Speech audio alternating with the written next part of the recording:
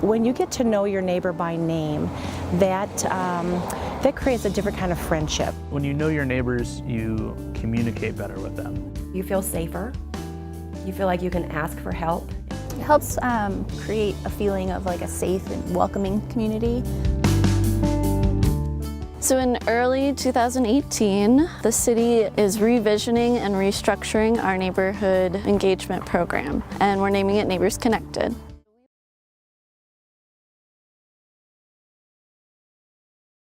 Oh no, you find everything. You find money.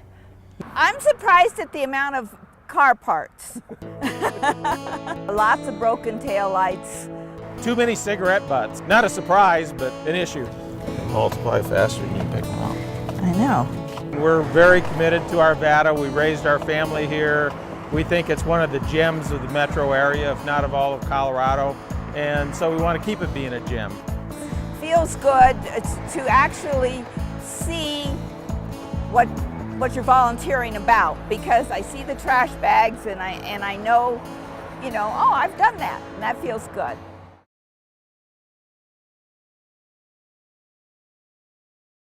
The Spark City Children's Museum brings the fun to you. It's an old Denver public school bus. And over here is like surgery right there, you could pretend. And then real X-rays on the wall. Catherine Broom was a criminal prosecutor in Adams County. Now she's a full-time mom. She wanted a place for kids to play. I got a bunch of like-minded Jeffco moms on board. These moms raised money to make it happen. You need stuff to keep them entertained and busy. The focus is on kids pre-kindergarten. The 5 and under is key. I mean, that's where you're going to make the most impact, in our opinion. That they jump right in and want to start interacting and pretending, and I just love seeing them enjoying it together.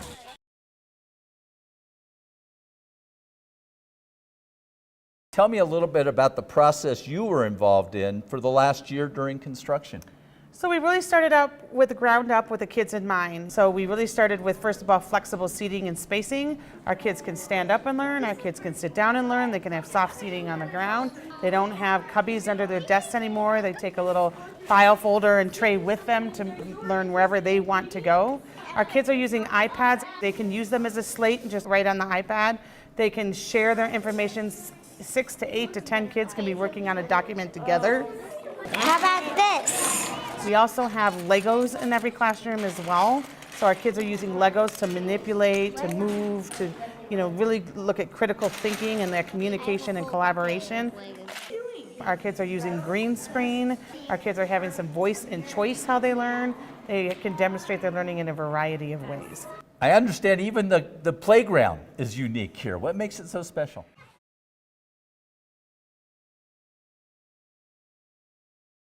Hi, my name is Kevin Westbrook, and I'm a detective with the Arvada Police Department. Detective Westbrook is writing Lincoln a letter about him and his job. I first started as a uniformed patrol officer.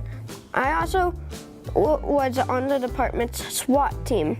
And Detective Westbrook got one from Lincoln. He's your typical 5th grader, really loves activities including video games. Westbrook is one of 23 employees with Arvada PD who just signed up for this new program to show who's really behind the badge. That we're real people. Adams is doing traffic. The reality is most encounters with police involve a tragedy or a crime. It's a way for us to get out of our patrol cars and get into the community, get into the schools.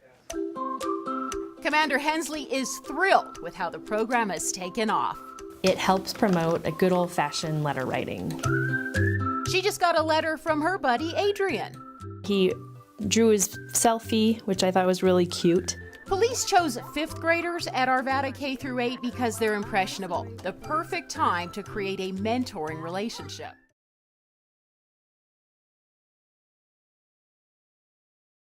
It is not against the law for anyone who's experiencing homeless to be homeless. Normally, what Arvada is trying to do is what's called an impact team. I'm trying to go out there and I'm trying to contact these guys and asking them, if someone were to help you, what would it look like? And what we're trying to do is being able to bridge that connection with what resources they need and what's caused them to be on the street. All right, well, Again, I'm going to come back down here next week. We'll see what else we can do to help you guys out. Robert, you take care of yourself. All right, let's go on the other side. And some people maybe don't want my help. They don't want to speak with me, and that's absolutely fine because, again, it's not against the law to be homeless. But the ones that really do need our assistance, those are the ones that I'm trying to go out there, figuring out where they're sleeping, contacting them, and then again connecting them to proper resources so we can hopefully, the end result is to get them off the street.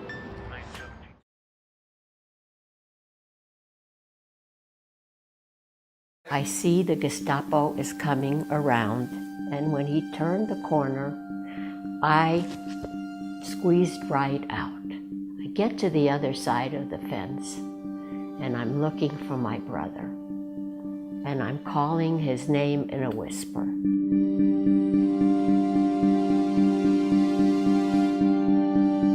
I don't know what to do. I start crying out loud, really, really loud. A woman comes out of the house, and she says, "Who do I hear crying?" And I walked towards her, and I said, "Me." And she said, "Who are you?" And I told her that I am Jewish and that I just escaped from the jail. "Would you please hide me?" She said, "I can't hide you because my husband is one of the jailers across the street, and he works the night shift. And when he returns in the morning, he'll take you right back and they'll shoot you."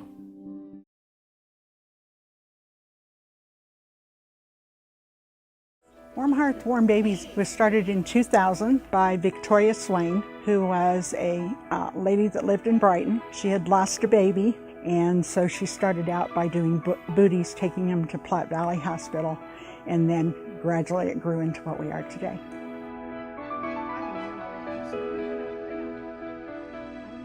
Warm Hearts, Warm Babies came to Arvada 5 years ago. This is called the baby house. And this is where we store all of our items for our layettes. People bring in their contributions, their finished product, and we assemble them into the layettes to go to the hospitals or whatever agency they're directed for.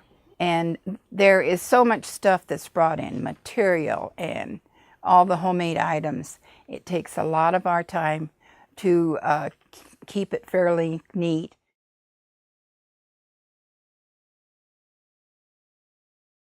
Another cutting-edge design, polycarbonate windows instead of glass to withstand the weather at 14,000 feet. This historic 525-acre property has a lodge, outbuildings, astronomy center, and trout pond. It used to be a cattle ranch where pioneers grew vegetables. So in many ways, we're bringing Outdoor Lab back to its very roots, but it's done in a way that they couldn't have imagined doing 100 years ago. Once it's up and running, students who enjoy this wild adventure will enjoy the fruits of their labor.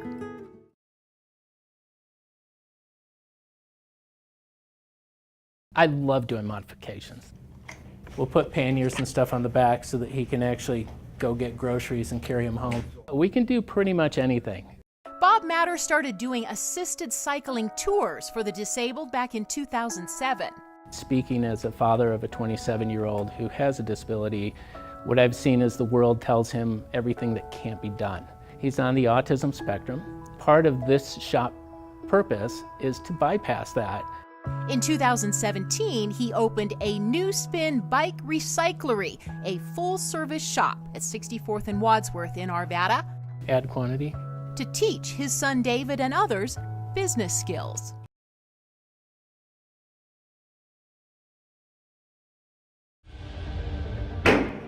If you cannot evacuate, your next best option is to evade the shooter. Studies show your survival chances improve when you are out of sight. Lock doors and barricade them if possible. Turn off lights and be quiet. Silence your cell phones. If you hear a knock at the door, Police officer, open up! do not acknowledge it. Unlock the door, police! You don't know who really is on the other side. If it is law enforcement, they will find a way in. Your third and last option is to defend yourself. Formulate a plan. Be aggressive. Improvise your attack weapons. You'll overpower the person if you work as a team. you must stay committed.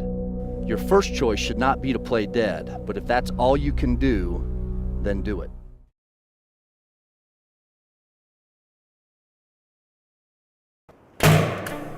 Andrew Huffman is another artist that we're featuring in our main gallery from the artist perspective.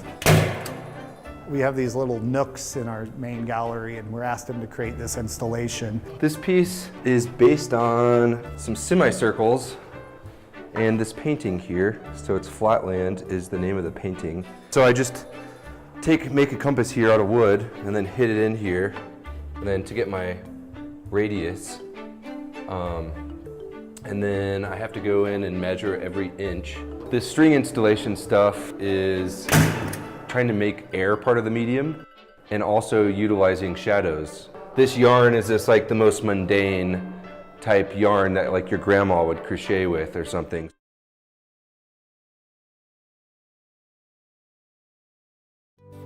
We know that communities where neighbors know one another and talk to one another are safest communities, so we want this to be just another project that helps to bring our community together.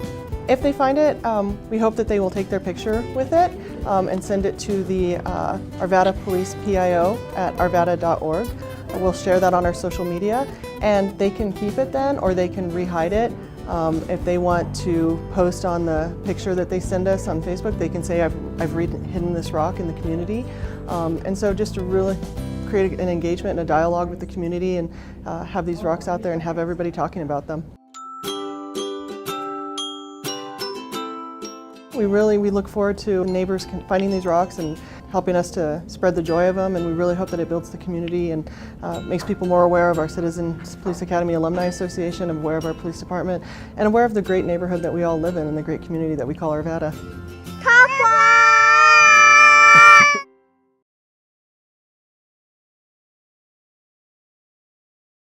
Instructors like Lexi Snyder have various backgrounds in teaching, science, art, but all have that same nerdy love of Legos. I love it! If we can get a couple of them to have a new interest in engineering, that would be awesome. The goal? To climb the 14er. Go! Through the Lego avalanche. I didn't make it though. It was like... But ultimately, for kids like Dominic Pena, it's all about fun. One time I built a spaceship like this wide and this tall. But when you destroyed them, you could build it back again. Oh, you're almost there! You're almost there! Oh, you're almost there! That's what you call triumphant Lego success. Way to go!